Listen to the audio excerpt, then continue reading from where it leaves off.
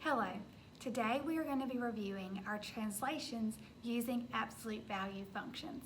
We will begin in pre-calculus in Unit 1. We are going to be reviewing or using all kinds of different parent functions and function families, so it's so important that we understand how to apply translations to parent functions. Remember, what is an absolute value function? Its parent function is y equals absolute value of x. This is a parent function because it's the most basic form of the equation.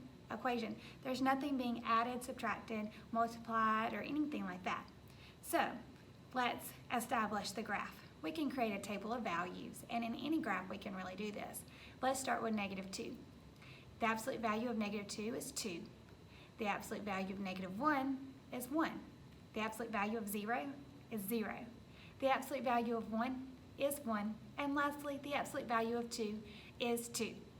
So we know that this table of values translates directly to ordered pairs: -2, 2, -1, 1, 0, 0, 1, 1, and 2, 2. So let's begin graphing. Our first point, -2, 2. Our second point, -1, 1. Our third point, 0, 0. Our fourth point, 1, 1. And lastly, our fifth point, 2, 2. Now we need to connect these points using a line, and there it is. The shape of this graph, remember, is always going to be a V. Absolute value functions, value beginning with a V, is always going to have the shape of a V. One thing before we move on, this point that was just circled, what do we refer to this as?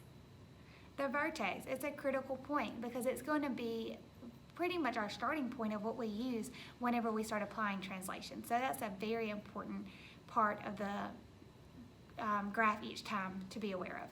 Next, translations. So remember from last year, anytime we add something to the outside, it's going to move up. Anytime we subtract a number from the outside of the function, it's going to move down. Anytime we subtract a number from the inside of the function, so in this case on the inside of the absolute value bars, it's going to move right. Anytime we add something inside the function, it's going to move left. Now, anytime we multiply by a negative in the front, it's going to flip it over the x-axis, so it's going to flip down. Anytime we multiply by a negative on the inside of the function, it's going to flip it across the y-axis. Anytime we multiply by a number that's larger than 1, it's going to make our graph stretch vertically, meaning it's going to make it thinner or skinnier. So if our absolute value function is like this, it's going to become skinnier, right? And that same idea, if we multiply by a number that's in between 0 and 1, it's going to stretch our graph horizontally.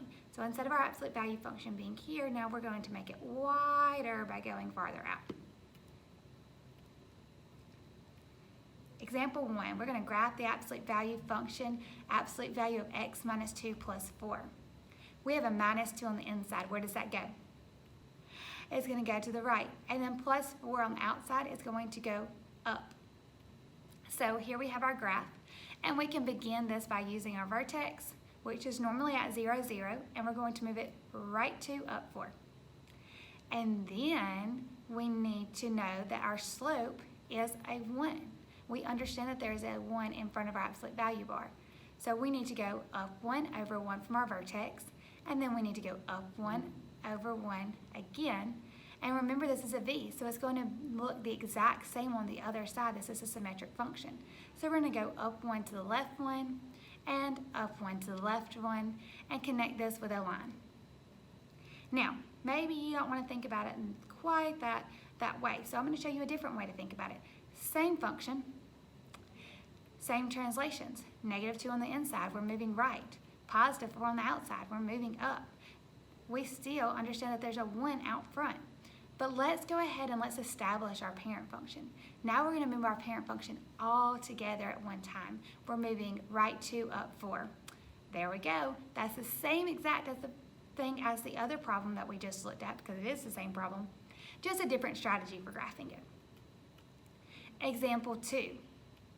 We're going to graph the function 2 times the absolute value of x plus 1 minus 2. We have a plus 1 on the inside of the function because it's on the inside of the absolute value bars. We're moving left 1. We have a -2 on the outside of the absolute value bar, so we're moving down 2. Here's our parent function. We want to shift it left 1, down 2. But what critical part of this function have we not addressed yet? Okay, yes, I didn't highlight it. We have not addressed the 2 out front, have we? No. So I have this green dot. Now, instead of our slope being up 1 over 1, now our slope is up 2 to the right 1. So we're going to go up 2 to the right 1, and we're going to go up 2 to the right 1. And remember, this is symmetrical, so we have to go on the other side as well. Up 2 to the left 1, and up 2 to the left 1. We're going to connect it with a nice, beautiful curve. Now we can get rid of our parent function because the green line is our actual function. Example 3, we're going to graph this absolute value function, and you're going to try it yourself. We have f of x equals negative 1 times the absolute value of x plus 3 minus 6. You are going to have 30 seconds. Are you ready? Yes, you are. You are fully capable of doing this. Begin now.